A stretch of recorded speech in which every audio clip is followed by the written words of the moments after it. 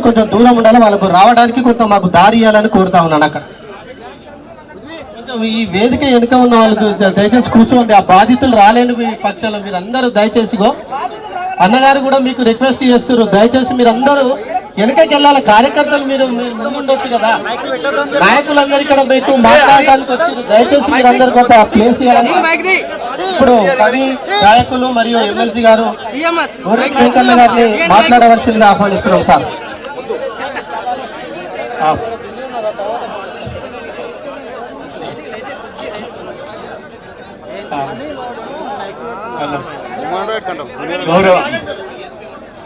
గౌరవనీయ మాజీ మంత్రివర్యులు, తెలంగాణ ఉద్యమ సారథిలో ప్రధానమైన పాత్ర పోషించే మా అన్నగారు కేసీఆర్ గారు, గౌరవ శాసనసభ్యులు అన్న ఆత్మీయత గల జనార్దన్ గారు, మాజీ మంత్రివర్యులు శ్రీనివాసన్న గారు, బిఎస్పీ అన్ని నాయకులు, ప్రజా సంఘాలు, ఇదొక దురదృష్టకరమైన భారతీయ సమాజంలో ఈనాటి కూడా ఇట్లాంటి ఘటనలు జరగడం అమానుషత్వం. మొత్తం దేశవ్యాప్తం ఈ ప్రాంతంలో మహేంద్రనాథ్ గారి ఆధ్వర్యంలో ఉద్యమం కులాలకు మతాలకు అతీతంగా ఉన్న గొప్ప నేల నాగరికమైన ప్రాంతం. అలాంటి ప్రాంతంలో ఒక రజకులను ఇట్లా జరగటం, మీరు తర్వాత ఒక పాప చనిపోవడం అనేది కన్నీటిమయం కావాల్సిన ఘటన ఇది. అన్న హరి గౌరవనీయమైన మాజీ ఎమ్మెల్సీ అన్న హరిమోహన్ లక్ష్మారెడ్డి అన్న, సారీ అందరు నేను క్షమించాలి, మన ఆర్ల వెంకటేశ్వరరెడ్డి గారు, అన్న గొల్ల శ్రీనివాసరెడ్డి గారు. అయితే ఇదొక ప్రజా ఉద్యమం. ఈ ఉద్యమాన్ని ఇప్పుడు నిన్నటి దాకా ఒక ఎత్తు అయితే ఇప్పుడు కేసీఆర్ అని వచ్చినాడు. ఎక్కడి వరకైనా ఈ అంశాన్ని తీసుకుపోయి నిష్పక్షపాతంగా ప్రజలకు, దళితులకు న్యాయం జరిగే బాబు. అరే ఎవరాడు జోలి, నీవు ఆగరా నాయన, నేను ఈ ఊర్లోనే ఉంటున్నా, వాడు రాగండి. ఇలాంటి ఒకనాడు ఈ ఉద్యమాలకన్నిటి వేలాది మందిని కదిలించి ఈ ప్రాంతంలో నేను పనిచేసినాను, సాహిత్య సంస్కృతి రంగం ప్రధానంగాని. ఇక్కడనే మనము ఛాయ తాగితే గ్లాసులు మైలబడి పోతాయంట, మనము మొక్కితే దేవుడు మహిమ పోతాయంట, మనము గుళ్ళె కడుగు పెడితే గుడినే వెలివేస్తారంట. గాలి వీల్చి వదులుతున్నాము, గాలిని కూడా వెలిగేస్తారా? వెలిగే పొద్దున తిరుగుతున్నాము, పొద్దును కూడా వద్దంటారా?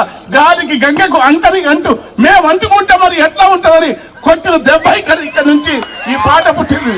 ప్రపంచవ్యాప్తంగా మేము తల వంచితే గర్వం అంట, తల వంచితే వినయం అంట, తల ఎత్తితే గర్వం అంట, తెల్ల బట్ట గడితే నేరం, తెలివే మన పాలిడ శాపం అని రకరకాల ఉద్యమాలకు నేపథ్యమైన ఈ ప్రాంతం నుంచి అన్నగారి చలవతోనే నేను ప్రజా ఉద్యమాల కవిత్వం నుంచి వచ్చిన కేటీఆర్ అన్న చలవతోనే ఇక్కడ పెద్దలందరూ సీనన్న వీళ్ళందరూ చలవతోనే ఎమ్మెల్సీ వచ్చినని మీ ప్రాంతపు మనిషిని, ఈ ఊర్లో నా ఇల్లు ఉంది, ప్లాట్ ఉంది. అయితే నేను చాలా కాలంగా రాలిన ఆరోగ్యం ఎక్కువ సహకరించిన కాళ్ళ నొప్పులతోని ఇక్కడ జరుగుతున్న ఈ ఉద్యమాన్ని ఇప్పుడు టైం పోవాలని మీరు ప్రశాంతంగా ఉండని కేటీఆర్ అని మాట్లాడతారు. వెంటనే నిందితులను అరెస్ట్ చేయండి. ధర్మం కాదది. ప్రభుత్వాలు ఉంటాయి పోతాయి, ప్రభుత్వాలు స్థిరం కాదు. ప్రజల యొక్క వేదనను, ప్రజల దుఃఖాన్ని, ప్రజల బాధను, ప్రజల యొక్క పడుతున్న తపనను, ప్రజా ఉద్యమాలు ఇంతమందలాడుతూ ఉంటే నిమ్మకు నీరెత్తినట్టుగా ఉంటే అది ఈ ప్రభుత్వాల ఎన్నికలకు అది అనేక విధాల ప్రజల నుంచి వచ్చే మౌనమైన హెచ్చరిక కాదు, అది అలంకార భూషణం కాదు. ఇట్లా ఉండటం వెంటనే స్పందించాలా. నిజమైన నేరస్తులు ఎవరు అరెస్ట్ చేయాలా. వెంటనే ఆ పాపకు కావలసిన మంచి అది ఎంత దారుణం జరిగిందో ఈ దారుణాలన్నీ జరగకూడదు. దేశవ్యాప్తంగా ఇలాంటి దారుణాలకు అనేక రూపాలను, అనేక పద్ధతుల్లో పాదు జరుగుతూ ఉంది. అటు తెలుగు రాష్ట్రాల్లో ఉన్నాయి, మిగతా ప్రాంతాల్లో కానీ వీటన్నిటి వేదిక నుంచి ఇక్కడి నుంచి మొదలు కావాలా. ఒక మహోన్నతమైనది ఇక్కడ కులాల సమస్య కాదు, మానవ ప్రవృత్తిలోని ఆధిపత్యము, అధికారం, వెరిసిన బలోన్మత్తమైన అహంకార పూరిత స్వభావం ఈ దేశంలో తరతరాలున్న వ్యవస్థ. ఒక మనిషిని తక్కువ చూస్తే ఈ వ్యవస్థ పూకటి వెళ్ళతో ప్రకటించవన్న మహాసింహ అంబేద్కర్ ఆలోచన మేరకు ఒక మహోన్నతమైన మానవీయ సమాజాన్ని లేకుండా చేసే కుట్రలో భాగంగా జరిగే ఘటనలు ఖచ్చితంగా మనం సీరియస్ గా ఎదిరించాలా. దానికోసం పోరాడుతున్న వీళ్ళు అన్నయ్య పెద్ద ఆయన వచ్చినారు, ఇంకా ఆయన మాట్లాడలేక నేను ఇంకా మాట్లాడను. జై భీమ్, జై తెలంగాణ. Thank you. అదేవిధంగా మాజీ మంత్రివర్యులు అన్న శ్రీనివాస్ గౌడ్ అన్న గారిని కార్యక్రమాన్ని ఉద్దేశించి మాట్లాడవలసిందిగా ఆహ్వానిస్తున్నాం. గౌరవనీయులు బాధిత కుటుంబాలను ఆదుకొని పరామర్శించి వారికి రక్షణగా ఉండడానికి వచ్చినటువంటి మా నాయకుడు, మా అధ్యక్షుడు కేసీఆర్ గారికి, మరియు సంఘటన జరిగినప్పటి నుంచి వెంటాడుతూ మరి ఇక్కడ ఉన్నటువంటి BRS, DSP, BSP, BC, SC, ST, JAC నాయకులకు అందరికీ, మరియు స్థానిక మాజీ శాసనసభ్యులు సంఘటన తెలియగానే సమయం ఇచ్చి ఇక్కడనే మరి కాపు కట్టి మిమ్మల్ని కాపాడుతుంటే మా జనార్దన్ రెడ్డి గారికి, మా పెద్దలు కోరెటి వెంకన్న గారికి, మా పెద్దలు మాజీ మంత్రివర్యులు లక్ష్మారెడ్డి గారికి, ఆల వెంకటేశ్వర రెడ్డి గారికి, హర్షవర్ధన్ రెడ్డి గారికి, మా అంజయ్ యాదవ్ గారికి, మా వద్దిరాజు రవిచంద్ర రాజ్యసభ మెంబర్ గారికి, జైపాల్ యాదవ్ గారికి, అందరికీ ఇక్కడ పెద్దలందరికీ, మా మనోహరన్నకు, నరేందర్ గారికి, మాజీ ఎమ్మెల్యే అందరికి పేరు పేరు నమస్కారం. ఇంతియాజ్ గారికి. మిత్రులారా, ఒకప్పుడు పోలీస్ అంటే 10 సంవత్సరాల తెలంగాణ రాష్ట్ర ప్రభుత్వ పరిపాలనలో ఈ భారతదేశంలోనే తెలంగాణ పోలీస్ అంటే ఒక ప్రత్యేకత ఉండేది. కేసీఆర్ గారి నాయకత్వంలో ఒకనాడు ఒక మహిళకు శంషాబాద్ లో చిన్న సంఘటన జరిగితే ప్రభుత్వం, పోలీస్ అధికారులు స్పందించిన తీరు భారతదేశం మొత్తం గర్వించిందా లేదా ఒకసారి ఆలోచన చేయాలి. ఆదిలాబాద్ లో కావచ్చు, రంగారెడ్డి జిల్లాలో కావచ్చు, ఎక్కడ ఏ మహిళకు అన్యాయం జరిగినా షీటింగ్స్ ఏర్పాటు చేసి ఒక ప్రత్యేకమైనటువంటి పోలీస్ వ్యవస్థకు పేరు తెచ్చింది.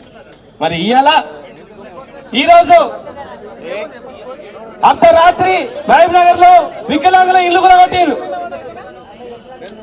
సెల్ ఫోన్ లో మెసేజ్ పెడితే కేసులు పెట్టారు. ఈ అరాచకాలు ఇంతంతగా చెప్పుడు చాలా ఉన్నాయి, చాటంత భారతం ఉంది.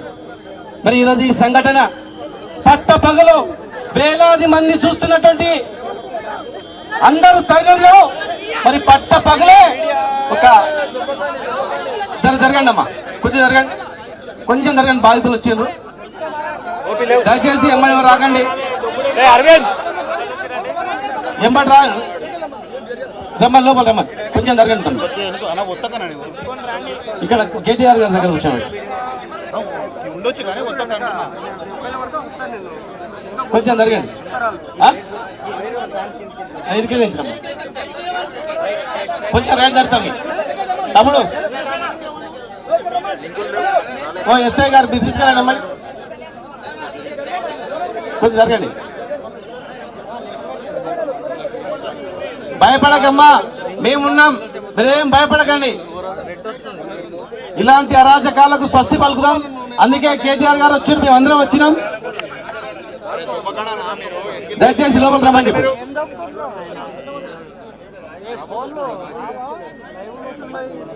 మరి ఈరోజు పట్టపగలే ఒక దేవాలయం దగ్గర వందలాది మంది, వేలాది మంది చూస్తున్నా కూడా అవేం పట్టించుకోకుండా ఒక రూమ్ లేసి బంధించి కొట్టి కాలుతో తంతే ఆ పిల్లాడు కింద పడ్డాడు. మరి కింద పడ్డ పిల్లల్ని తీసుకొని పోలీస్ స్టేషన్ పోతే మరి పోలీసు వాళ్ళు కూర్చోబెట్టి బాధితులకు ఫోన్ చేసి బాధితులకు జరగండి బాబు, జరగండి, కొంచెం జరగండి తమ్మి, వెంకట గారు దా చెల్లెమ్మా,